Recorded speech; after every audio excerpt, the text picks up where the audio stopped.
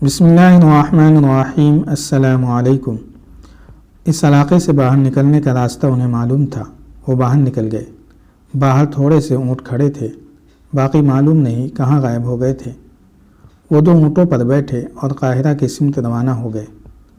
وہ اگلی رات تھی، آدھی رات گزر گئی تھی جب غیاث بلبیس نے قدومی اور اسماعیل کی ساری داستان ہر ایک تفصیل کے ساتھ سن کر لمبی آہ بھری اور کہا، مجھے صلاح الدین ایوبی کی باتیں اب صحیح معلوم ہو رہی ہیں۔ اس نے کہا تھا ان خزانوں سے دور رہو۔ غیاث بلبیس شہری امور کا کوتوال تھا۔ اسماعیل اور قدومی اسے اچھی طرح جانتے تھے۔ وہ گناہوں کا کفارہ ادا کرنا چاہتے تھے۔ وہ صحرا سے لوٹ کر احمد درویش کے پاس جانے کے بجائے غیاث بلبیس کے پاس چلے گئے اور اسے ساری واردات سنا کر بتایا کہ اس کا اصل سرغنہ احمد درویش ہے۔ غیاث بلبیس نے اسی وقت علی بن سفیان کو اپنے پاس بلا لیا، اسے یہ واردات سنائی۔ احمد معمولی حیثیت کا آدمی نہیں تھا۔ ان دونوں نے سلطان ایوبی کو جگایا اور اجازت مانگی کہ وہ احمد درویش کو گرفتار کر لیں۔ انہیں اجازت مل گئی۔ انہوں نے فوج کے کچھ آدمی ساتھ لیے اور احمد درویش کے گھر چھاپا مارا، سارے گھر کی تلاشی لی۔ وہاں سے وہ نقشے اور کاغذات برآمد ہوئے جو پرانی دستاویزات کے پلندے سے غائب تھے۔ صبح علی بن سفیان اور غیاث بلبیس کے ساتھ فوج کے ایک بڑے دستے کو اس پراسرار علاقے کی طرف بھیجا گیا جہاں ریمینس کا مدفن تھا۔ سلطان ایوبی نے حکم دیا تھا کہ ثبوت وغیرہ دیکھ کر مدفن کو اس طرح بند کر دیا جائے جس طرح پہلے تھا، کسی کو اندر نہ جانے دیا جائے۔ اسماعیل رہنمائی کر رہا تھا۔ وہاں گئے تو وہ جگہ خونچکا کہانی بیان کر رہی تھی۔ فوج کی مدد سے مدفن کے دہانے کو اسی وزنی چوکور پتھر سے بند کر دیا گیا جو نیچے پڑی تھی۔ اسے فوج کی ایک بڑی جمعیت نے رسوں اور زنجیروں سے اوپر کیا اور فرعون ایک بار پھر نظروں سے اوجھل ہو گیا، مگر اب وہ اپنے جیسے 2 اور گنہگاروں کی لاشیں اپنے مدفن میں لے گیا۔ صلیبیوں کا سن 1174 عیسوی دنیا اسلام کے لیے اچھا ثابت نہ ہوا۔ یہ مسلمانوں کا سن 569 ہجری تھا۔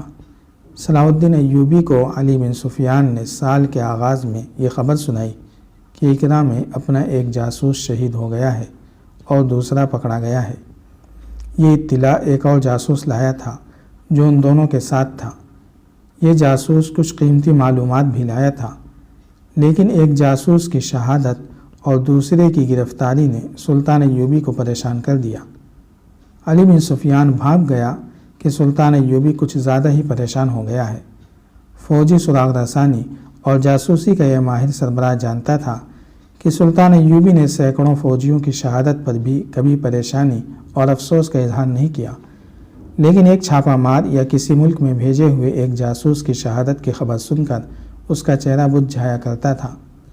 اب ایک جاسوس کی شہادت اور ایک کی گرفتاری کی اطلاع پر علی بن سفیان نے سلطان ایوبی کے چہرے پر رنج کا تاثر دیکھا تو اس نے کہا، امیر محترم، آپ کا چہرہ اداس ہوتا ہے تو لگتا ہے سارا عالم اسلام ملول ہو گیا ہے۔ اسلام کی آبرو جانوں کی قربانی مانگتی ہے۔ ایک دن ہم دونوں کو بھی شہید ہونا ہے۔ ہمارے 2 جاسوس ضائع ہو گئے ہیں تو میں 2 اور بھیج دوں گا۔ یہ سلسلہ رک تو نہیں جائے گا؟ یہ سلسلہ رک جانے کا مجھے خدشہ نہیں علی، سلطان ایوبی نے رنجیدہ سی مسکراہٹ سے کہا۔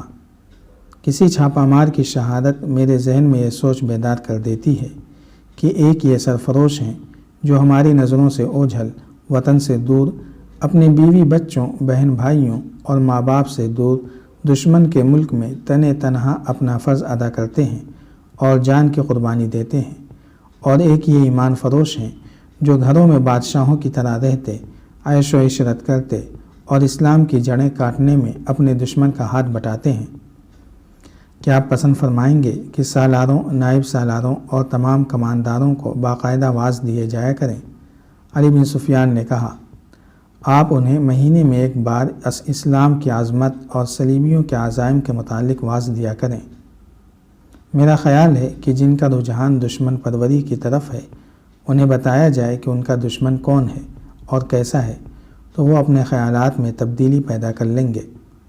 نہیں، سلطان ایوبی نے کہا، جب انسان ایمان بیچنے پر آتا ہے تو اس کے آگے قرآن رکھ دو تو وہ اس مقدس کتاب کو اٹھا کر ایک طرف رکھ دے گا۔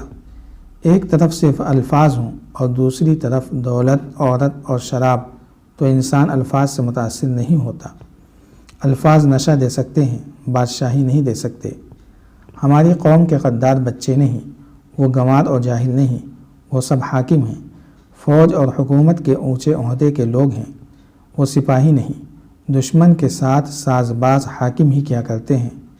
سپاہی لڑتے اور مرتے ہیں، انہیں جھانسے دے کر بغاوت پر آمادہ کیا جاتا ہے۔ میں کسی کو وعظ اور خطبہ نہیں دوں گا۔ خطبہ دینے والے حکمران دراصل کمزور اور بددیانت ہوتے ہیں۔ وہ قوم کا دل الفاظ سے اور جوشیلے خطبوں سے بہلایا کرتے ہیں۔ خطبے اور تقریریں کمزوری کی علامت ہوتی ہیں۔ میں فوج اور قوم سے یہ نہیں کہوں گا کہ ہم فاتح اور خوشحال ہیں۔ میں حالات کو بدلوں گا، پھر حالات بتائیں گے کہ ہم امیر ہیں یا غریب، فاتح ہیں یا شکست خوردہ۔ قوم اور فوج مجھ سے اناج مانگے گی تو میں انہیں الفاظ کی خوراک نہیں دوں گا۔ غداروں کو میں سزا دوں گا، انہیں جینے کے حق سے محروم کر دوں گا۔ علی بن سفیان، مجھے الفاظ میں نہ الجھاؤ۔ اگر مجھے بولنے کی عادت پڑ گئی تو میں جھوٹ بولنا بھی شروع کر دوں گا۔ مصر میں بغاوت کا جو خطرہ پیدا ہو گیا تھا وہ ختم کر دیا گیا تھا۔ اعلیٰ عہدوں کے چند ایک حاکم پکڑے گئے اور سزا پا چکے تھے۔ دو نے خود ہی سلطان ایوبی کے پاس آ کر اقبال جرم کیا اور معافی لے لی تھی۔ سلطان ایوبی کا یہ کہنا بالکل صحیح تھا کہ غداری اور بے اطمینانی پیدا کرنے کے ذمہ دار مفاد پرست حاکم ہوتے ہیں۔ فوج اور قوم کو گمراہ کر کے سبز باغ دکھائے جاتے اور بغاوت پر آمادہ کیا جاتا ہے۔ مصر میں 1174 عیسوی کے آغاز تک فوج میں بغاوت کا نام و نشان تک نہ رہا تھا۔ البتہ صلیبی جاسوسی اور تخریب کاری میں بدستور مصروف تھے۔ صلیبیوں کے جاسوس اور تخریب کار مصر میں موجود اور سرگرم تھے۔ یہ سلسلہ روکا بھی نہیں جا سکتا تھا۔ سلطان ایوبی نے بھی اپنے جاسوس ان علاقوں میں بھیج رکھے تھے جو صلیبیوں کے قبضے میں تھے۔ سلطان ایوبی اس زمین دوز جنگ کا ماہر تھا۔ پاک فلسطین کی سرزمین کا ایک مقام تھا جو اس لحاظ سے اہم تھا کہ وہاں صلیبیوں کا سب سے بڑا پادری، جسے صلیب اعظم کا محافظ کہا جاتا تھا، رہتا تھا۔ وہیں سے صلیبی کمانڈر ہدایات اور حوصلہ افزائی حاصل کرتے تھے، اور اقرا اس دور میں صلیبیوں کی ہائی کمانڈ کا ہیڈ کوارٹر بن گیا تھا۔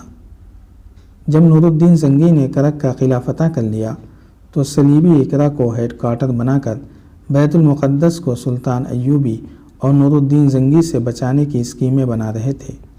وہاں کے حالات معلوم کرنے اور دشمن کی اسکیم کی اطلاع کرک میں زنگی کو یا قاہرہ میں سلطان ایوبی کو پہنچانے کے لیے 3 جاسوس بھیج دیے گئے تھے۔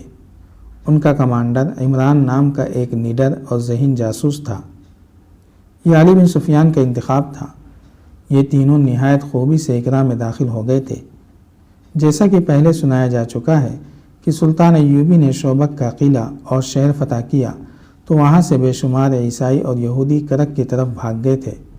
مسلمانوں نے کرک پر چڑھائی کر کے یہ شہر بھی لے لیا تو وہاں سے بھی غیر مسلم بھاگے اور مختلف مقامات پر چلے گئے۔ ان دونوں مفتوحہ جگہوں کے ارد گرد کے علاقوں کے بھی عیسائی اور یہودی بھاگ گئے تھے۔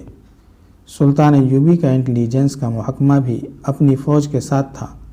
علی بن سفیان کی ہدایت کے مطابق کئی جاسوس عیسائیوں کے بحروپ میں عیسائیوں کے علاقوں میں بھیج دیے گئے۔ ان میں سے 3 کو یہ مشن دیا گیا کہ وہ اقرا سے جنگی معلومات حاصل کر کے قاہرہ بھیجیں۔ انہیں وہاں صلیبی فوج کی نقل و حرکت پر نظر رکھنی تھی۔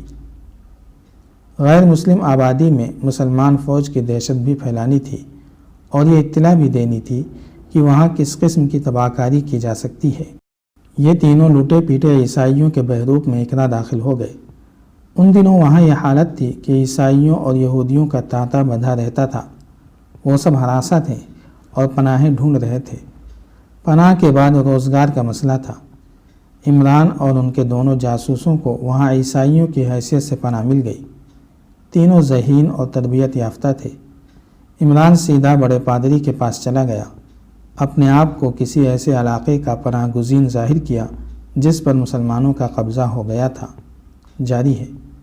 اگر آپ کو یہ قسطوار سلسلہ پسند آ رہا ہے تو لائک، شیئر اور کمنٹ کے ذریعے ہماری حوصلہ افزائی کریں۔ جزاک اللہ خیرا۔